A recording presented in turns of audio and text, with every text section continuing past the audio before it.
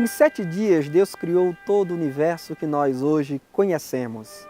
Na verdade, em 6, porque no 7º dia Ele descansou.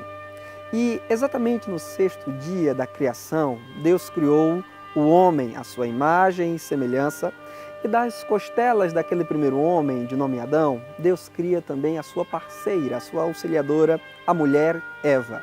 Deus ordena aquele casal que cresça, multiplique, povoe toda a terra e entrega a eles o domínio e o governo sobre o jardim do Éden e sobre toda a criação.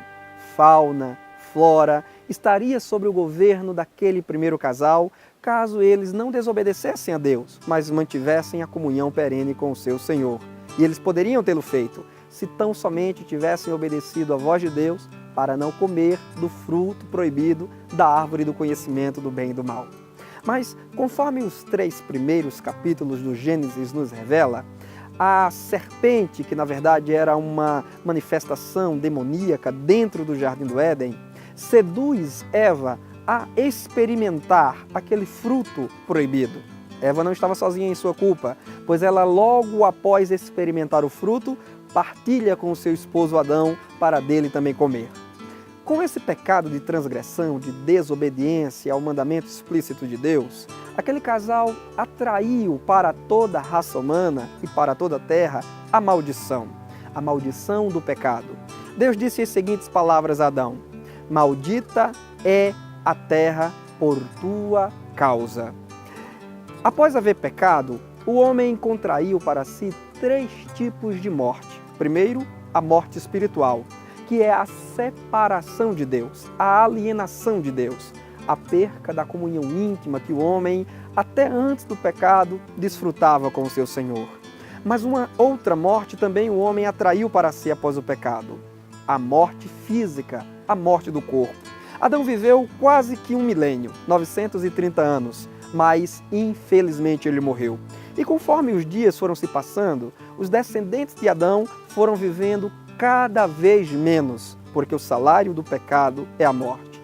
Um terceiro tipo de morte, e este pior que a morte espiritual e pior que a morte física, é a morte eterna, que também é consequência do pecado. O que é a morte eterna?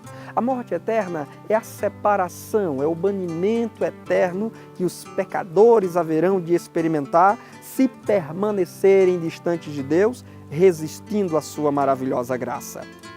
A chaga da humanidade, a grande doença da humanidade, não é um problema que se possa ser resolvido com educação, com políticas públicas, não é um problema para a polícia nas ruas resolverem e nem mesmo as forças armadas. O problema do homem não é o ambiente, como dizem os nossos filósofos, sociólogos e cientistas. O problema do homem é ele mesmo. O problema do homem chama-se pecado. Transgressão aos mandamentos de Deus, transgressão à explícita vontade de Deus. E somente há uma cura para a chaga da humanidade chamada pecado. E esta cura não está dentro das faculdades, não está dentro das penitenciárias, não está nas mãos dos homens. A chaga da humanidade só pode ser curada de uma única maneira, através do sangue precioso de Jesus Cristo, vertido na cruz do Calvário. Eu falei para você no programa passado que a fé cristã e a história humana está respaldada em um tripé: nascimento, morte e ressurreição de Cristo. Pois bem, o Filho de Deus precisou nascer, o Filho de Deus precisou morrer e o Filho de Deus precisou ressuscitar para, através dessas obras maravilhosas, chamada de a obra da redenção, curar a humanidade dessa chaga cruel do pecado. Amanhã nós continuamos esse assunto. E eu espero você aqui, pois eu tenho uma mensagem de esperança ao teu coração. Deus te abençoe. Até lá.